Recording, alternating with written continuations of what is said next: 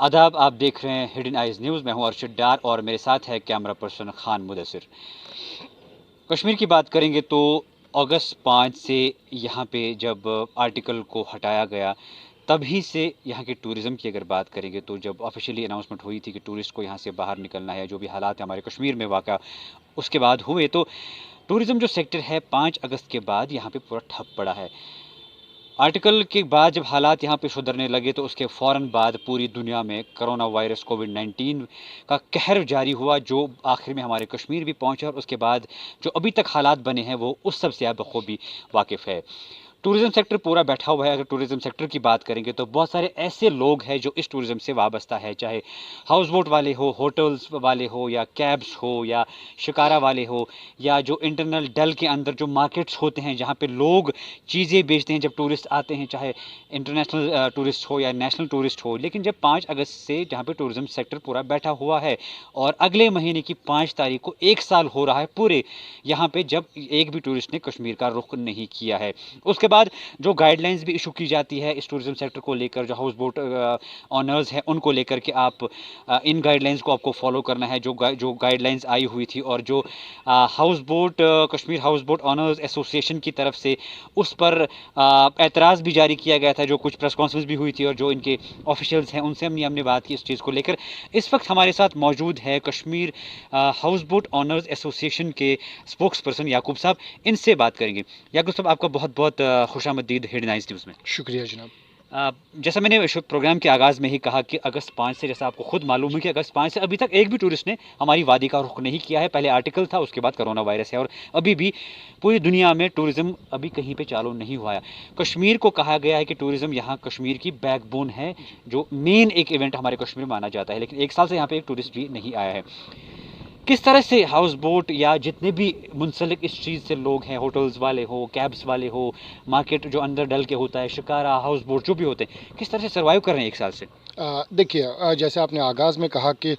जब से यहाँ पे एब्रोगेशन ऑफ आर्टिकल 370 हुआ, 35 से हुआ, उसके बाद जैसे नोटिफिकेशन जारी हुई थी यहाँ की इंतज़ामिया की तरफ से कि यहाँ पे जितने भी टूरिस्ट हैं वो अपने अपने रियासतों में वापस चले जाएं, तो उसके बाद यानी 2 तारीख को उन्होंने अनाउंसमेंट किया था और 5 तक तो पूरी वादी में यहाँ पे एक भी टूरिस्ट दिखाई नहीं दिया, तब से लेकर आज तक।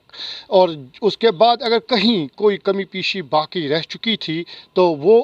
फरवरी में कोरोना की वजह से पूरी हो गई। तब से लेकर आज तक जितने भी होटल्स हैं यहाँ पे, हाउस बोट्स है या जो ट्रांसपोर्टर है, यानी जो भी इस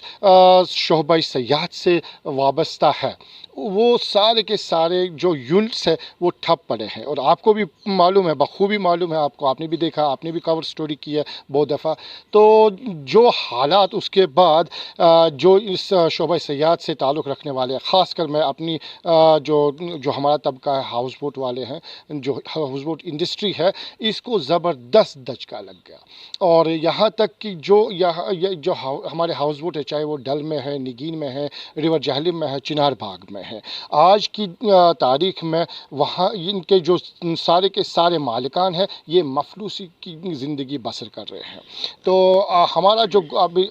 मैं आपके सवाल की तरह आ जाऊँ, जो आपने कहा कि ये सर्वाइव कैसे कर रहे हैं। देखिए, आपने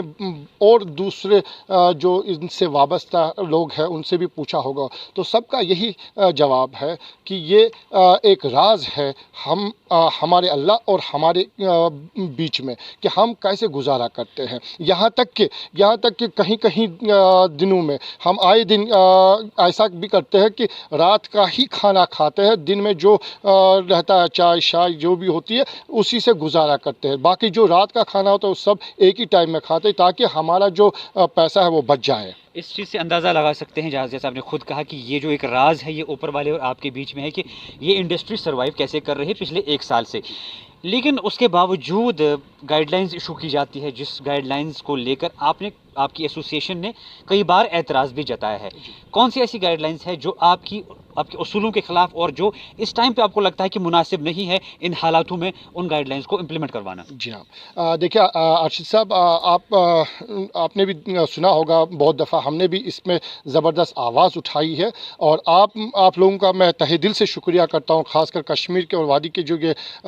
پریس میڈیا ہے جنہوں نے ہماری آواز بلند کر دی اس مسئلے میں۔ ریسنٹلی یہاں کے جو انتظامیہ ہے انہوں نے گائیڈ لائنز ایک جاری کی تھی، منظر عام لائی تھی، اور ان گائیڈ لائنز کے تحت جو اس میں قوانین انہوں نے قلم بند کر دیے ہیں، اس میں وہ جو قوانین ہے وہ ہمارے لیے ناقابل برداشت ہے یا ناقابل قبول ہے، کیونکہ جتنے بھی اس میں قوانین ہے وہ ایسے مانیے گا کہ وہ ہم پہ زبردستی ایسے قانون تھوپے جاتے ہیں جن کا کوئی تعلق نہیں ہے ہاؤس بوٹ یا رینیول سے۔ نارملی ہم ایک سال کے بعد ارشد صاحب اپنے رجسٹریشن آفس میں جاتے تھے، وہاں پہ جو بھی رجسٹریشن فیس ہوا کرتا تھا وہ ہم ادا کرتے تھے۔ میں ضمنی آپ کو بتا دوں کہ یہ تو یہاں ہے کہ پچھلے 30 سالوں سے یہاں جو ٹورزم آیا یا رہا وہ نہ کے برابر رہا۔ میں یہ نہیں کہوں گا کہ نہیں آیا لیکن نہ کے برابر رہا، لیکن پھر بھی جبکہ انتظامیہ کو معلوم ہے کہ ہم اس وقت ٹورزم نہ ہونے سے دوچار ہے، ہماری مشکلات دن بدن بڑھ رہی ہے، خاص کر جو ہاؤس بوٹ کو یہ ایک فرنجائل یونٹ ہے ارشد صاحب، اس کو مرمت چاہیے، خاص کر باٹم کا جو کاکنگ ہوتا ہے اس میں قریب 50 سے 1 لاکھ روپیہ کا خرچہ ہر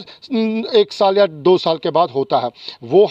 ہمارے پاس نہیں ہے۔ اس کے بعد جو مینٹیننس اس کی ہوتی ہے وہ اس کے لیے پیسہ نہیں ہے، کلر جو رنگ روگن ہوتا ہے وہ پیسہ ہمارے پاس نہیں ہے۔ اسی لیے ہم نے بار بار آپ کے چینلوں کی وسادت سے یا باقی نیوز چینلوں کی وسادت سے یا مرکزی سرکار کو اور یہاں کی ریاست کے انتظامیہ کو ریکویسٹ کی تھی، التجا کی تھی کہ ہمیں ایک سافٹ ریلیف پیکیج دیا جائے جس سے ہم اپنی اس انڈسٹری کو بچا سکیں۔ اب حالات تو 1 سال سے آپ کو پتہ ہی ہے، اور کرونا وائرس کی وجہ سے جن حالاتوں سے ہم گزر رہے ہیں اس سے بھی آپ بخوبی واقف ہے، پوری دنیا بخوبی واقف ہے۔ پہلے لاک ڈاؤن کا ایک فیز سٹارٹ ہوا تھا، پھر ان لاک بھی ہوا، اور کچھ دنوں پہلے جیسا آپ نے بھی سنا ہوگا کہ سری نگر کے ایسے 90 سے زیادہ ایریاز ہیں جن کو اندر پھر سے لاک ڈاؤن کے انڈر رکھا گیا ہے، کسی بھی دکان یا کسی بھی فرد کو وہاں پہ چلنے کی اجازت نہیں ہے، اور 14 تاریخ کو 13 تاریخ کو کہا جاتا ہے کہ یہ ایریاز لاک ڈاؤن کے انڈر ہے، اور 14 تاریخ کو گائیڈ لائنز نکالی جاتے ہیں کہ ٹورسٹ کو ہم کہتے ہیں کہ کشمیر کا رخ کیجیے۔ کیا آپ کو لگتا ہے کہ آپ کی انڈسٹری کو اس چیز سے کوئی فرق پڑے گا ابھی؟ ارشد صاحب، اس میں کیا لاجک ہے؟ دیکھیے آپ نے خود بتا دیا، میں یہی بولنے والا تھا لیکن آپ نے میری زبان سے یہ الفاظ چھین لیے۔ 13 تاریخ کو یہ اعلانات کیے جاتے ہیں انتظامیہ سے کہ یہاں پہ نوے جو ایریاز ہے شہر سری نگر میں ان کو ریڈ زون کا میں اعلان کیا گیا تھا، اور اس کے بعد 14 تاریخ کو آپ نے بھی سنا کہ یہاں کی انتظامیہ یہ کہہ رہی ہے کہ کشمیر اب ٹورسٹوں کے لیے کھول دی گئی ہے۔ میں اسی تلاتم میں ہوں کہ ایک طرف سے یہی انتظامیہ اعلان کرتی ہے کہ یہاں پہ نوے ایریا جو شہر سری نگر کے ہیں وہ ریڈ زون میں ہے، اور 13 تاریخ کو یہی انتظامیہ یہ اعلان کرتی ہے کہ جو وادی ہے اب ٹورسٹوں کے لیے کھولی گئی ہے، یہاں پہ اب باقاعدہ اسی طرح ٹورسٹ آ سکتے ہیں جیسے وہ آیا کرتے تھے۔ اب سوال یہ پیدا کھڑا ہوتا ہے کہ جہاں پہ یہاں کے لوگوں کو موومنٹ نہیں کی جاتی، کرنے کی اجازت نہیں ہے، آئے دن پولیس اسٹیشنوں سے جیپس اور جو ایس ایچ اوز ہے وہ اعلانات پہ اعلانات کرتے ہیں کہ اپنے دکانیں بند کریے گا۔ اس حالات میں جبکہ ہم کو یہاں پہ موومنٹ کی اجازت نہیں ہے، ہم پہلگام، گلمرگ، سونمرگ، مغل گارڈنز کو کوچ نہیں کر سکتے ہیں، تو مجھے بتائیے خدا کے لیے جو ٹورسٹ یہاں پہ آئے گا پھر وہ کیسے یہاں پہ گھوم سکتا ہے، ان جگہوں پہ جا سکتا ہے؟ یہ ایک بڑا سوالیہ مارک ہے۔ یعقوب صاحب آپ کا بہت بہت شکریہ۔ ہمیں پتہ ہے کہ مصروفیات کافی ہوتی ہے لیکن اس کے باوجود آپ نے اپنا قیمتی وقت ہمیں دیا۔ انشاءاللہ زندگانی رہی تو آپ سے اور بھی بات کریں گے۔ تو جیسا آپ نے خود سنا کہ یعقوب صاحب جو اسپوکس پرسن ہے کشمیر ہاؤس بوٹ آنرز ایسوسی ایشن کے، ان سے ہم نے بات کی اور جاننے کی کوشش کی کہ 1 سال سے کیسے یہ ٹورزم انڈسٹری اور خاص طور پہ جو ان کی انڈسٹری ہاؤس بوٹ انڈسٹری وہ کیسے سروائیو کر پاتی ہے. حالات جو ہے وہ آپ کے سامنے ہے کہ انہوں نے ایک اہم بات یہ ہے کہی کہ ہم سروائیو جو 1 سال سے کر رہے ہیں وہ راز اوپر والے کے سوا ہم کو خالی پتہ ہے کس طرح سے ہم سروائیو کر رہے ہیں. اور خرچات کی بات کریں گے تو وہ تو ہر روز بڑھتے ہیں، اور جو ایسا صاحب نے انہوں نے خود کہا کہ ہر 1 سال 2 سال کے بعد جو رینوویشن ہوتا ہے ہاؤس بوٹس کا وہ تو کمپلسری کرنا ہی کرنا ہے، اور جو گائیڈ لائنز اس کے بعد ان پہ تھوپی جاتی ہے. ہم سرکار سے بھی گزارش کرتے ہیں کہ نظر ثانی کی جائے تاکہ یہاں کے حالات جو ابھی ہیں بہتری کی طرف جب وہ ہو جائیں حالات، تو اس کے بعد ان کے ساتھ بیٹھ کر ایک کوئی ایسا سولوشن نکالا جائے جس سے ان کی انڈسٹری بھی بچ جائے اور سرکار کی جو چیزیں ہیں ان میں بھی بہتری آ سکے. ہڈن آئیز نیوز کے لیے کیمرہ پرسن خان مدثر کے ساتھ ارشد ڈار، کشمیر.